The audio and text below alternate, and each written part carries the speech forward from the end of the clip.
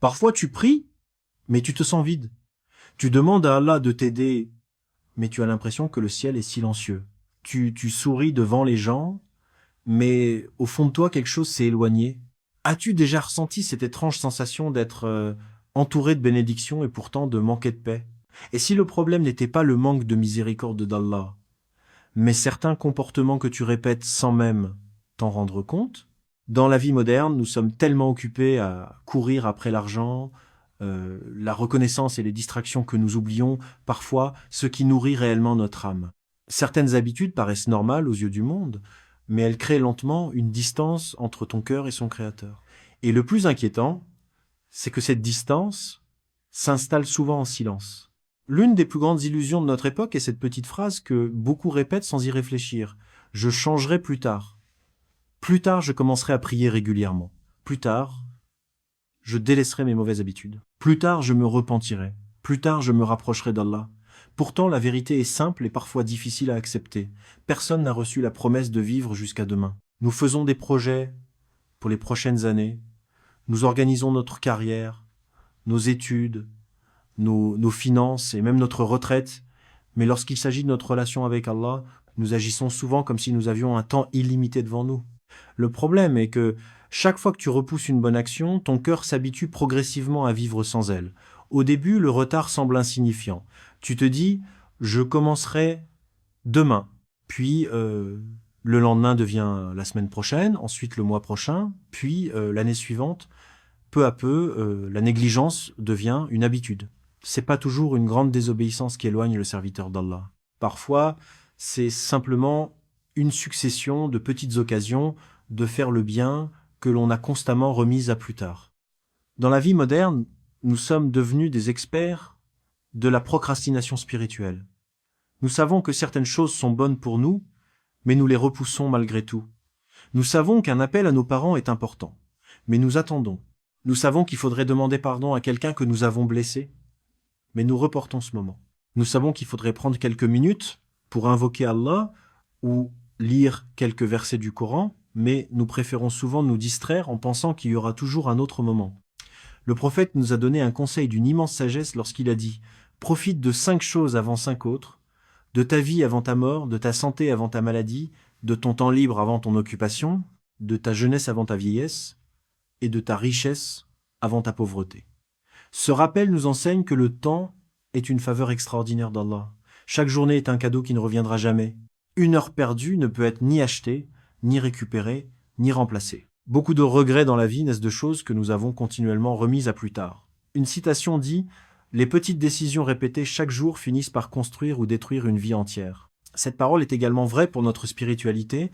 Une prière retardée aujourd'hui peut devenir une habitude demain. Une mauvaise action non abandonnée aujourd'hui peut devenir une chaîne difficile à briser plus tard. Le retour vers Allah n'exige pas d'être parfait. Il commence souvent par un petit pas sincère, une prière accomplie à temps, une demande de pardon prononcée avec humilité, quelques minutes de rappel d'Allah, ou une décision de laisser derrière soi un péché que l'on reporte d'abandonner depuis longtemps. Ce sont ces petites décisions prises aujourd'hui qui peuvent transformer tout le reste de notre vie. Nous vivons dans une époque unique dans l'histoire de l'humanité. Jamais les êtres humains n'ont eu autant de moyens de communication, autant d'informations à portée de main et autant de distractions disponibles à chaque instant. Dès le réveil, beaucoup de personnes prennent leur téléphone, avant même de prendre quelques secondes pour réfléchir ou remercier Allah pour le nouveau jour qui leur est accordé. Les notifications arrivent sans cesse. Les vidéos se succèdent. Les messages s'accumulent. Même quelques minutes de silence deviennent difficiles à supporter. Notre attention est constamment sollicitée, au point que beaucoup d'entre nous ont oublié ce que signifie réellement être seul avec leurs pensées. Le problème n'est pas la technologie elle-même. Les outils modernes peuvent être utilisés pour apprendre, travailler, communiquer et même acquérir des connaissances religieuses. Le danger apparaît lorsque ces distractions prennent la place des moments de réflexion, de gratitude et de proximité avec Allah. Peu à peu, le cœur s'habitue à être continuellement occupé par le bruit extérieur et finit par négliger sa vie intérieure. Un cœur constamment distrait commence progressivement à oublier pourquoi il existe. Beaucoup de personnes savent tout ce qui se passe dans le monde, les nouvelles tendances, les événements récents, la vie des célébrités et les opinions des autres. Pourtant, elles ignorent parfois ce qui se passe à l'intérieur d'elles-mêmes. Elles ne prennent plus le temps de se demander « Pourquoi suis-je inquiet ? Pourquoi suis-je triste ?» Pourquoi ai-je l'impression qu'il me manque quelque chose malgré tout ce que je possède? La vérité est que l'être humain n'a pas seulement besoin de nourriture pour son corps.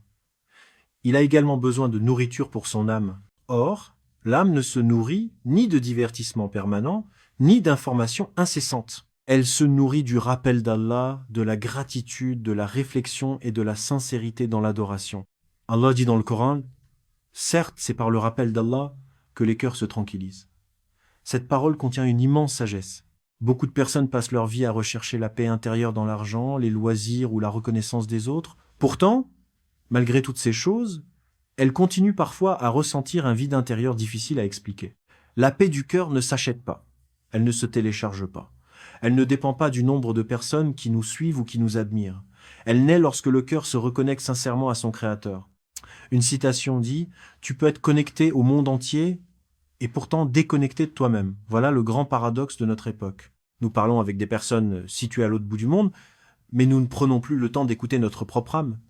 Nous avons accès à des milliers de contenus chaque jour, mais nous accordons parfois très peu de temps à notre relation avec Allah. Les distractions modernes remplissent les heures, mais elles laissent parfois l'âme vide. C'est pourquoi il est essentiel de préserver des moments de calme, de s'éloigner parfois du bruit permanent et de permettre au cœur de respirer spirituellement. Quelques minutes de rappel d'Allah, une invocation sincère, la lecture de quelques versets du Coran ou un simple moment de gratitude peuvent redonner au cœur une paix que des heures de distraction ne pourront jamais offrir. Lorsqu'on parle de l'orgueil, beaucoup de personnes imaginent immédiatement quelqu'un qui méprise ouvertement les autres, qui se vante constamment ou qui affiche sa supériorité. Pourtant, l'orgueil est souvent beaucoup plus discret. Il peut se cacher dans des attitudes qui paraissent normales, au premier regard. Il apparaît lorsque l'on refuse un conseil simplement parce qu'il vient d'une autre personne. Il se manifeste lorsque l'on pense avoir toujours raison et que l'on n'accepte jamais de reconnaître ses erreurs. Il peut aussi se cacher dans le fait de croire que l'on réussit uniquement grâce à ses propres efforts, en oubliant que toutes nos capacités viennent d'Allah. L'orgueil est une maladie du cœur qui agit en silence. Plus il s'installe, plus il éloigne progressivement le serviteur de son Créateur. Une personne orgueilleuse a souvent du mal à demander pardon, car elle estime qu'elle n'a pas besoin de changer. Elle a du mal à accepter les rappels, parce qu'elle pense déjà tout savoir. Elle trouve difficile de reconnaître ses faiblesses, car son ego lui donne l'illusion d'être autosuffisante. La société moderne encourage souvent cette manière de penser. On entend régulièrement des phrases comme « je me suis construit tout seul »,« je n'ai besoin de personne » ou encore « je suis arrivé là uniquement grâce à mes propres efforts ». Bien sûr, le travail, la discipline et la persévérance sont importants. Mais croire que l'on est entièrement à l'origine de son succès est une illusion. Qui nous a donné l'intelligence? Qui nous a donné la santé? Qui nous a accordé les opportunités que nous avons rencontrées? Qui nous a permis de respirer, de réfléchir et d'agir? Chaque respiration est déjà une faveur d'Allah. Chaque talent, chaque capacité et chaque réussite sont des bénédictions que nous ne pourrions jamais produire par nous-mêmes. Le Coran nous rappelle à plusieurs reprises que tout bien provient d'Allah. Cette vérité devrait remplir le cœur de gratitude et d'humilité. Plus une personne reconnaît les faveurs d'Allah dans sa vie, plus elle comprend qu'elle a besoin de son Seigneur à chaque instant. Le prophète nous a également mis en garde contre cette maladie spirituelle lorsqu'il a dit « N'entrera pas au paradis celui qui a dans son cœur le poids d'un atome d'orgueil ». Ce hadith montre à quel point l'orgueil est dangereux. Même une petite quantité d'arrogance peut obscurcir le cœur et empêcher une personne de progresser spirituellement. L'orgueil a également des conséquences dans nos relations avec les autres. Une personne orgueilleuse écoute peu et parle beaucoup. Elle cherche davantage à avoir raison qu'à comprendre. Elle accepte difficilement les critiques et se sent menacée dès qu'on lui montre une erreur. Peu à peu, elle construit des murs invisibles autour d'elle, des murs qui l'éloignent non seulement des gens, mais aussi d'Allah. Une citation dit « L'arbre chargé de fruits penche toujours vers le bas ». Cette image est profondément significative. Plus un arbre porte de fruits, plus ses branches s'inclinent. De la même manière, plus une personne grandit en connaissance, en sagesse et en spiritualité, plus elle devient humble. Les personnes véritablement proches d'Allah ne ressentent pas le besoin de prouver leur supériorité. Elles reconnaissent leurs faiblesses, acceptent les conseils et attribuent leur réussite à la générosité de leur Seigneur. L'humilité attire la miséricorde d'Allah, elle permet au cœur de rester ouvert à l'apprentissage, au repentir et à l'amélioration. À l'inverse, l'orgueil ferme progressivement le cœur, l'empêche de voir ses propres défauts et construit des barrières invisibles entre le serviteur et son Seigneur. Beaucoup de personnes pensent que leur relation avec Allah se résume uniquement aux actes d'adoration. Elles croient que tant qu'elles prient, jeûnent ou accomplissent certains actes religieux, tout va bien sur le plan spirituel. Pourtant, l'islam nous enseigne une réalité beaucoup plus profonde. La manière dont tu traites les autres révèle également l'état de ton cœur et la sincérité de ta foi. Une parole blessante, une humiliation, une moquerie, une injustice ou une attitude méprisante peuvent laisser des blessures invisibles mais profondes dans la vie d'une personne. Nous vivons dans un monde où tout va très vite. Beaucoup de gens sont pressés, fatigués et préoccupés par leurs propres problèmes. Dans cette agitation permanente, il devient facile d'être impatient, de répondre durement, de négliger les sentiments des autres ou de sous-estimer l'impact de nos paroles. Pourtant, chaque être humain que tu rencontres porte des épreuves que tu ne connais pas. Certaines personnes sourient alors qu'elles traversent une grande tristesse. D'autres continuent de travailler alors qu'elles sont épuisées émotionnellement. Certaines personnes vivent des difficultés familiales, des inquiétudes financières ou des douleurs intérieures dont elles ne parlent à personne. C'est pourquoi une simple parole peut parfois soulager un cœur ou au contraire l'alourdir davantage. Une remarque moqueuse qui semble insignifiante pour celui qui la prononce peut rester gravée dans la mémoire de celui qui la reçoit. Une injustice que l'on considère comme mineure peut profondément affecter une personne pendant des années. Une citation dit « Sois gentil, car chacun mène une bataille dont tu ignores l'existence ». Cette phrase contient une immense sagesse. Elle nous rappelle que nous ne voyons qu'une petite partie de la réalité des autres. Nous ignorons souvent leurs souffrances, leurs inquiétudes et leurs combats intérieurs. L'islam nous appelle donc à développer la douceur, la patience et la compassion dans nos relations humaines. Le prophète était le plus bel exemple dans ce domaine. Même lorsqu'on lui faisait du mal, il répondait avec patience et sagesse. Il faisait preuve de douceur envers les enfants, de respect envers les personnes âgées et de compassion envers les faibles. Son comportement nous montre qu'il ne suffit pas d'accomplir des actes d'adoration. Il faut également cultiver un cœur miséricordieux. Le prophète a dit « Les miséricordieux recevront la miséricorde du tout miséricordieux. Soyez miséricordieux envers ceux qui sont sur la terre, et celui qui est au ciel sera miséricordieux envers vous. » Ce hadith nous enseigne une vérité extraordinaire. La manière dont nous traitons les créatures d'Allah influence notre propre relation avec sa miséricorde. Parfois, nous demandons à Allah de nous pardonner, de nous faciliter nos affaires et de nous accorder sa compassion tout en étant dur avec les autres. Nous voulons recevoir la miséricorde divine, mais nous oublions d'être une source de miséricorde autour de nous.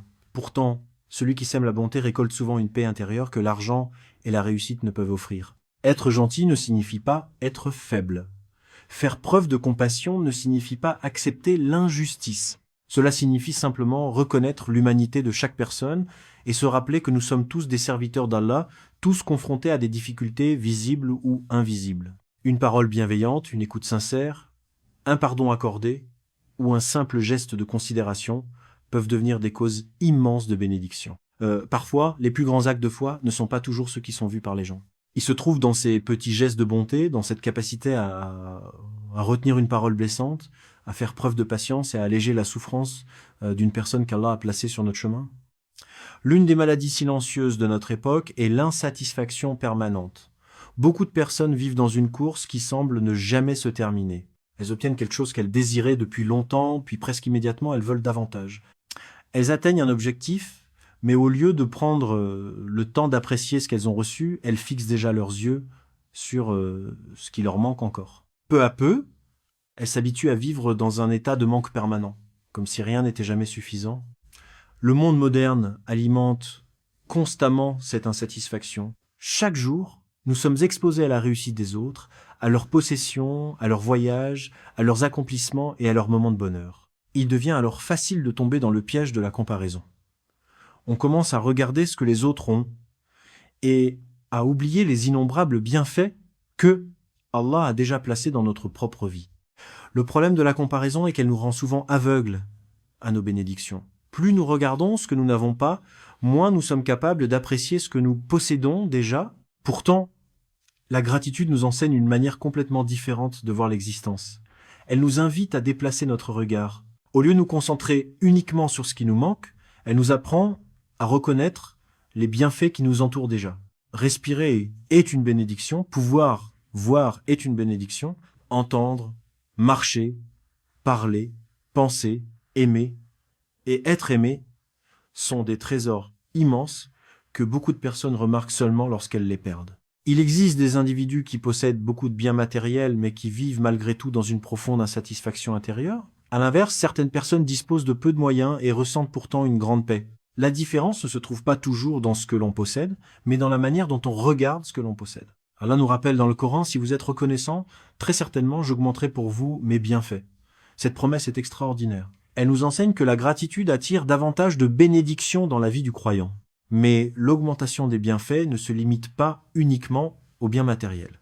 Allah peut augmenter la paix du cœur, la sérénité, la satisfaction intérieure, les relations harmonieuses et les bénédictions invisibles qui donnent un véritable sens à l'existence. La gratitude n'est pas seulement une phrase que l'on prononce de temps en temps. Ce n'est pas uniquement dire Alhamdulillah avec la langue. La véritable gratitude est une manière de vivre. C'est la capacité de reconnaître les faveurs d'Allah même dans les choses qui semblent ordinaires. C'est se réveiller le matin et réaliser que chaque nouveau jour est déjà un cadeau. C'est regarder sa famille, sa santé ou les petites joies de la vie avec des yeux remplis de reconnaissance. Une citation dit « Le bonheur ne consiste pas à avoir plus, mais à apprécier davantage. » Cette phrase contient une profonde vérité. Beaucoup de personnes pensent qu'elles seront heureuses lorsqu'elles posséderont davantage. Pourtant, l'histoire humaine montre que le désir ne connaît pas de limite. Lorsqu'un objectif est atteint, un autre apparaît immédiatement. Une personne reconnaissante peut vivre avec peu et ressentir une immense paix intérieure, parce qu'elle reconnaît les signes de la générosité d'Allah dans les petites choses de la vie. À l'inverse, une personne ingrate peut posséder de grandes richesses, de nombreux biens et beaucoup de succès, tout en ressentant un vide difficile à expliquer. Le cœur qui oublie la gratitude finit souvent par perdre la capacité d'apprécier les bienfaits présents, tandis que le cœur reconnaissant découvre chaque jour de nouvelles raisons de dire sincèrement « Alhamdulillah ». Peut-être qu'aujourd'hui tu as reconnu l'un de ces comportements dans ta propre vie. Peut être même plusieurs. Mais ne laisse pas la culpabilité t'écraser. L'objectif n'est pas de te condamner, l'objectif est de te réveiller. Allah est le plus miséricordieux. Tant que ton cœur bat encore, la porte du retour vers lui est ouverte. Ne remets plus ton changement à demain. Protège ton cœur des distractions. Éloigne l'orgueil. Sois doux avec les gens. Et apprends à remercier Allah pour chaque bienfait, même le plus petit. Ce sont souvent les petites habitudes invisibles qui rapprochent ou éloignent la miséricorde d'Allah. Si cette parole a touché ton cœur, abonne-toi à cette chaîne et partage cette lumière autour de toi.